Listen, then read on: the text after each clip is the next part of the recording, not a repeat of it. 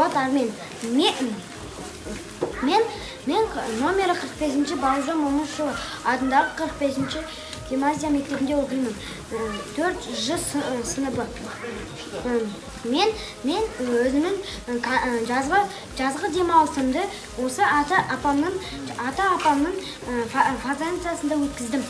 Ата-апамның фермасында 4 түліктің пірін және төлін білдім. Енді сіздерге айтайын. Сиыр атасы зеңгі баба, қой атасы шопан ата, жылқы атасы қамбар ата.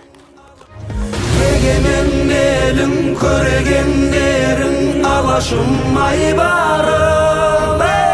Кеңге бай қойнауы, малға жайлауы, кең байрақ туманды. Мөлдіреп қайнарың, желбіреп байрағың, жасай бер туған жер, жасай бер туған жер. Тарихымыз терең таңба болып таста қалған, мақсатымыз айқын.